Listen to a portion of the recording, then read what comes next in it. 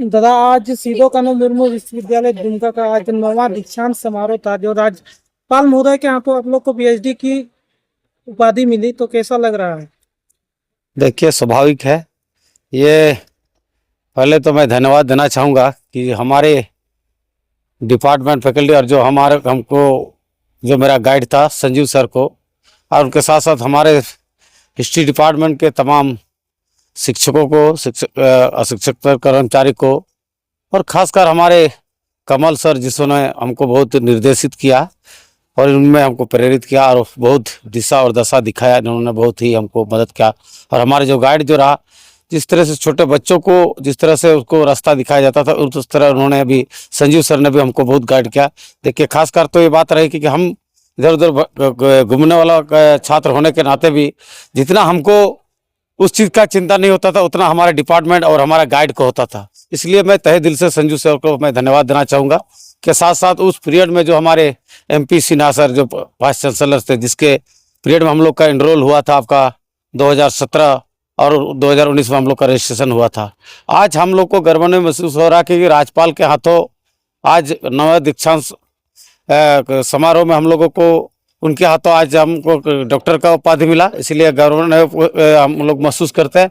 और हम खास कहना चाहेंगे कि आज का डेट में जिस तरह से हमारे आदिवासी पिछड़े दलित का जो रिसर्च स्कॉलर बहुत ही कम हुआ करते थे, आज का डेट में अगर 9वें दीक्षांत समारोह या इनके पहले 8वां में भी हम लोग ने देखा, 8वां और 9वां में जिस तरह से हमारा ये आदिवासी भाई बहनों लोग का तादाद बढ़ा रिसर्च स्कॉलर में PhD उपाधि लेने में, ये बहुत ही आपका शुभनीय और आपका सराहनीय का हम क्या कह सकते हैं कि आज हमारे समाज आगे की ओर अग्रसरित हो रहा है। कितने छात्र छात्राओं को पीएचडी की उपाधि मिली आज तो 9वें दीक्षांत समारोह के उपलक्ष्य में हम राज्यपाल के हाथों, गंगवार सर के हाथों आपका 37 शोधार्थी को हम लोगों को डॉक्टर डिग्री का उपाधि मिला।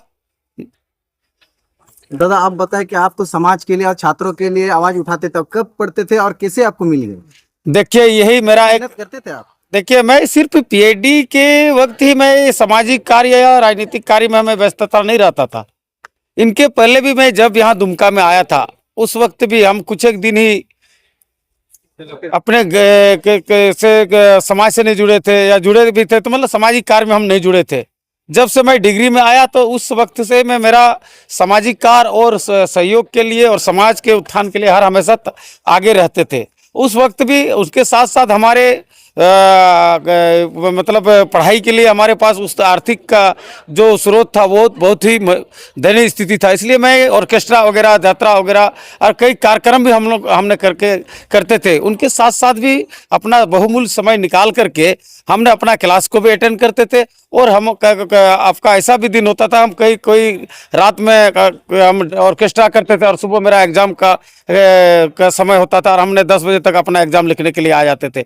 इसीलिए हम कह सकते हैं कि भी कोई भी चीज़, मतलब ग्रेजुएशन हो, BEd हो, MA हो, और जहाँ तक मेरा PhD का बात हो, PhD तो उस तरह का क्लासेस नहीं होता कि सिर्फ कोर्स वर्क हम लोगों ने किया था और उसको भी मैंने मैनेज किया था। उनके साथ साथ हमने, इसीलिए कह सकते हैं कि हम इतना नहीं है कि भाई हम अगर नेतृत्व करते हैं या सामाजिक कार्य करने के चलते हमारी पढ़ाई को बाधित करता है, ऐसा सोचना ये गलत होगा। मेरा झारखंड में जनजातीय संस्कृति का एक ऐतिहासिक अवलोकन जो हमारे समाज से जुड़ा हुआ था कि संथाल परगना के विशेष संदर्भ में। आगे क्या सोचे, आप क्या करेंगे? देखिए, हर किसी का सोच है कि भाई सामाजिक कार्य के साथ साथ आपका के साथ साथ हमारे समाज के लोगों के लिए, और अपने कम से कम PhD उपाधि मिला है तो हर किसी का इच्छा रहता है भाई हम कोई कॉलेजेस में एक लेक्चरर का ग्रुप में कार्यरत करें। उनके साथ साथ भी समाज को हम लोग कार्य करने का काम करेंगे, उसको समाज के बारे में भी सोचने का काम करेंगे, या समाज को आगे ले जाने के लिए, या फिर नेतृत्व का या नेतागिरी करने का जो समाज का हक और अधिकार के लिए लड़ते रहेंगे। आज सीधो कानू मुर्मू विश्वविद्यालय दुमका का 9वां दीक्षांत समारोह था, जो राज्यपाल महोदय के हाथों आपको सम्मानित किया गया, PhD की उपाधि मिला, कैसा लग रहा है? बहुत ही खुशी का दिन है। आज कई वर्षों के इंतजार के पश्चात आज ये दिन आया है, और ये मेरे साथ साथ मेरे अभिभावक, मेरे शुभचिंतक तथा मेरे जो मार्गदर्शक थे, मेरे जो निदेशक थे, डॉक्टर सुशील टुडू सर, इसके बाद डॉक्टर शर्मिला मैम, इसके बाद सिदो कान्हू मुर्मू विश्वविद्यालय के माननीय कुलपति महोदय, कुल सचिव महोदय तथा तमाम पदाधिकारी को मैं इसका श्रेय देना चाहता हूं।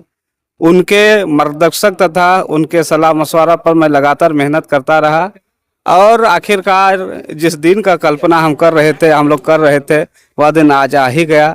आज हमारे झारखंड राज्य के महामहिम कुलाधिपति के हाथों आज मुझे पीएचडी की उपाधि मिली है। यह बहुत ही खुशी का दिन है, गौरवान्वित करने वाला पल है, कभी ना भूलने वाला पल है जो जिंदगी में कभी कभी आता है। सर आप प्रोफेसर भी हैं, एसपी कॉलेज के असिस्टेंट प्रोफेसर होने के दौरान आप इस पीएचडी की डिग्री को कैसे हासिल किए, मतलब किस तरह का तैयारी करते थे? समय तो उतना मिलता नहीं था। देखिए, मेहनत करने वालों अगर चाह ले तो कुछ भी असंभव नहीं है। लगातार प्रयास, सतत प्रयास के द्वारा कुछ भी हासिल किया जा सकता है। मैं लगातार अपना जो काम होता है, दैनिक काम होता है, ड्यूटी निभाते रहा। इसके बाद जो भी समय मिला मैं समाज के लिए भी लड़ता रहा। फिर उससे भी ज़्यादा बढ़कर के मैंने अपने जीवन के लिए जो लक्ष्य की प्राप्ति करने की होती थी, पीएचडी का डिग्री हासिल करने के लिए, उसके लिए हम लगातार प्रयास करते रहे। दिन रात को हमने एक किया, तभी जाकर के आज ये दिन मुझे नसीब आया है। आपका टॉपिक क्या है? संथाली के एक बहुत बड़े कवि थे, राइटर थे, उसका नाम था गोराचांद टुडू। मैंने उसके व्यक्तित्व और कृतित्व के ऊपर में रिसर्च किया है। आदिवासी मूलवासी को आप क्या मैसेज देना चाहोगे? आदिवासी मूलवासी को मेरा यही संदेश रहेगा। देखिए, संथाल परगना में एकमात्र विश्वविद्यालय है जो एसकेएमयू विश्वविद्यालय के नाम से हम लोग जानते हैं।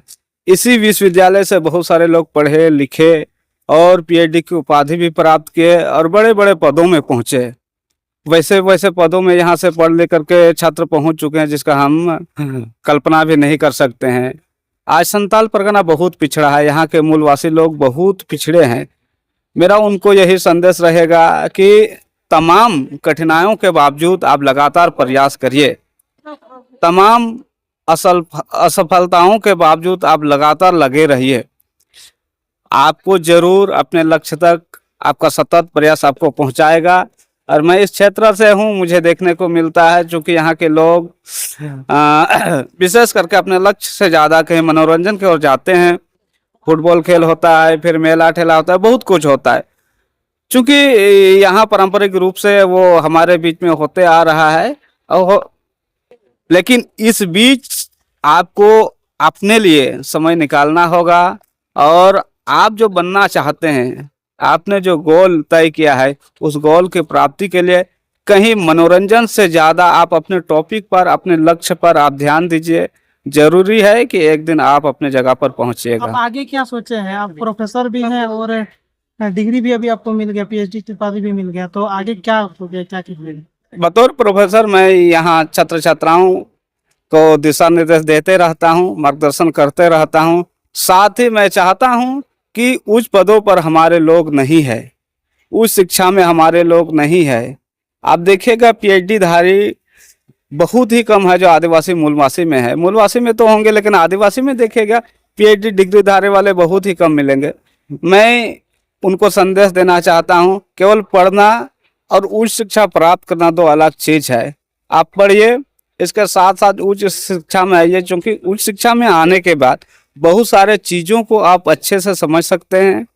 आप अच्छे से उसको चिंतन मंथन करते हो, उसमें बहुत सारे चीज़ों पर आप अपना विचार व्यक्त कर सकते हैं। आपका विचार उच्च शिक्षा में आने के बाद सर्वोपरि होगा और इसके बाद अमलनीय होगा, जो लोग आपको आपका विचार को अमल कर सकते हैं। आप राजनीति में भी आपको देखते हैं, उस क्या सोचे राजनीति के बारे में? प्रोफेसर में ही रहना कि उधर भी आप दोनों ओर चलिएगा क्या? देखिए, राजनीति मुझे ज़्यादा इंटरेस्ट नहीं है, लेकिन इंटरेस्टिंग लेना पड़ता है, क्योंकि हमारा देश का सभी सिस्टम राजनीति से संचालित होता है। राज्य में कौन सा नीति होगा, राज्य में चतुर्वर्गीय पद पर कौन बहाल होंगे, फिर उच्च शिक्षा में किसका बहाली होगा, फिर चपरासी के लिए कौन योग्य होंगे। बहुत सारा नीति नियम है जो राजनीति तय करती है। इसलिए बहुत सारे लोग ये कहते हैं कि मुझे राजनीति अच्छी नहीं लगती। मैं उनको भी सलाह देना चाहता हूँ, हो सकता है कि आपको राजनीति पसंद नहीं है, लेकिन आप ना चाहते हुए राजनीति का हिस्सा हैं, क्योंकि आप वोट देते हैं। इसीलिए मैं राजनीति में हूँ और आगे भी यह सतत कदम जारी रहेगा और मेरा बदलाव के लिए है, क्योंकि मैं जिस रूप से अपना राज्य और समाज को देख रहा हूँ उस चीज की परिपूर्ति के लिए मैं इस मार्ग में हूँ। क्या सलाह दीजिएगा ऐसे छात्र छात्राओं को जो पीएचडी करना चाहता है? उनके लिए यही सलाह रहेगा, आप नेट करिए, जेआरएफ करिए, फिर पीएचडी के लिए इंट्रेंस एग्जाम आती है उसमें भरिए और इसके बाद आप क्वालिफाई करिए। अब लगातार प्रयास करने के बावजूद अगर आपको असफलता मिल रही है तो आपको धैर्य रखना होगा, लगातार फिर पुनः दोहराइए और तमाम परीक्षा को पास करते हुए आप पीएचडी में एनरोलमेंट होइए। धैर्य रखिए, संयमित होकर के काम करिए, थोड़ा सा समय लगेगा लेकिन लगातार प्रयास करने पर आपको सफलता जरूर मिलेगी और आप पीएचडी की डिग्री प्राप्त कर सकते हैं, प्रोफेसर बन सकते हैं, उच्च शिक्षा में आप अपना कमाल मचा सकते हैं। सबसे पहले तो मैं जितना मेरा आपका न्यूज देख रहे हैं सबको मैं धन्यवाद करती हूँ, धन्यवाद देती हूँ, जोहार करती हूँ। मैं बहुत खुश हूँ आज के दिन में। ये जो 9वां दीक्षांत समारोह में हमको पीएचडी का उपाधि मिला है, बहुत खुश है। जो 5 वर्षों का ये दौर चला और मैंने 5 वर्षों के अंदर जो काम किया है आज मुझे सक्सेसफुल मिला है, बहुत खुश हैं आज। आप एसपी कॉलेज के प्रोफेसर भी हैं, आगे मतलब क्या कुछ करना चाहते हैं? कि आगे हम ये करना चाहते हैं उपाधि मिलने के बाद आगे और आगे के लिए हम और बढ़ना चाहते हैं, यही मेरा ये संदेश है।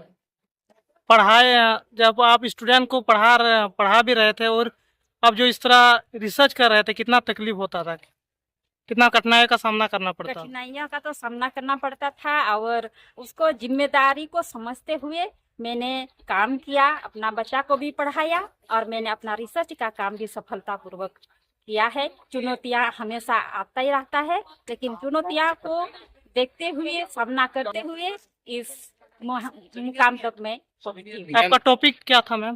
मेरा टॉपिक था ग्रामीण क्षेत्रों में महिलाओं की आर्थिक एवं सामाजिक विकास में स्वयं सहायता समूहों की भूमिका, पाकुड़ जिला के संदर्भ में एक अध्ययन। मैम, समाज को क्या मैसेज देना चाहेंगे आप? समाज को मैं ये मैसेज देना चाहूंगी, मैं जैसे आगे आई हूँ उसी तरह गरीबी, दुख, समस्याएं आती रहती है। समाज को हम ये कहना चाहेंगे कि सभी परिवार से, सभी माँ बाप, सही माता पिता, हम ये संदेश देना चाहेंगे कि आप भी अपना बच्ची या बच्चे को आगे बढ़ाएं। आज कितना को पीएचडी का उपाधि मिला?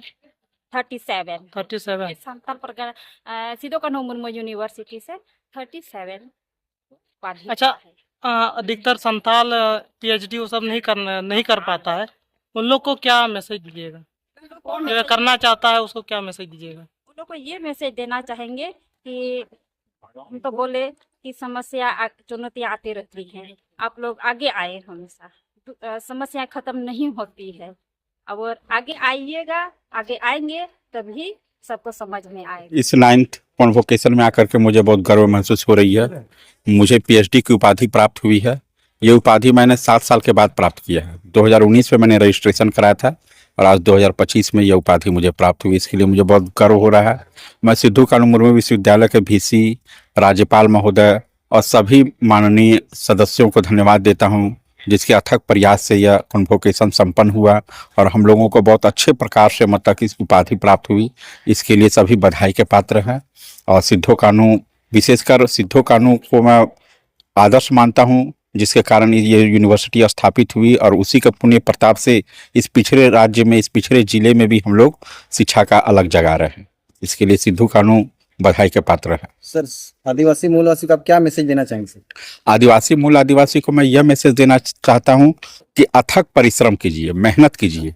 मेहनत ही आपका किस्मत बदल सकती है, शिक्षा ही आपका किस्मत बदल सकती है। इधर उधर भटकने के बजाय मेहनत कीजिए, अब एक लक्ष्य बनाइए और उस लक्ष्य को प्राप्ति के लिए अपना सारा जी जान लगा दीजिए। एक न एक दिन सफलता अवश्य मिलेगी। आप सोचे थे कि राज्यपाल महोदय के हाथों आपको उपाधि मिली? जी, ये मुझे कभी नहीं सोचा था कि राज्यपाल महोदय के हाथों मुझे उपाधि मिलेगी, लेकिन आज जब राज्यपाल महोदय के हाथों मुझे उपाधि मिली तो मुझे बहुत गर्व महसूस हो रहा है कि वह इस पिछड़े हुए जिले में आए और हम लोगों को सम्मानित किए। ये बहुत हम लोगों के लिए गर्व की बात है।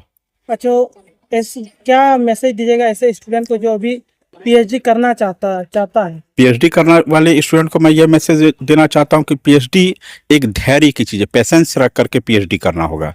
और पीएचडी एक ऐसी शिक्षा है जो आपको शोध करने के लिए, समाज में कुछ बदलाव लाने के लिए प्रेरित करता है। आपको अगर समाज में कुछ बदलाव लाना है, समाज को कुछ संदेश देना है, तो यह पीएचडी के माध्यम से ही आप दे सकते हैं।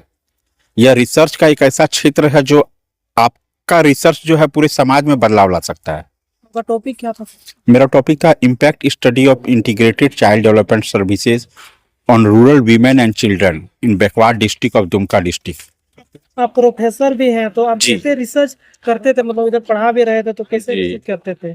जी, मैं एसपी कॉलेज में 2022 में नियुक्त हुआ हूँ, जबकि मैं ये रजिस्ट्रेशन जो है 2019 में मेरी हुई थी। तो मैं प्रोफेसर बनने से पहले ही पीएचडी का काम कर रहा था। प्रोफेसर बनने के बाद भी मुझे पीएचडी में कोई कठिनाई नहीं आई। प्रोफेसर लोग, सर लोग मुझे बहुत अच्छे से हेल्प किए। उन लोगों के मदद के कारण ही मैं सही ढंग से सही समय पर पीएचडी का थीसिस जमा कर पाया। परिचय। मेरा नाम चंद्रशेखर रजक है।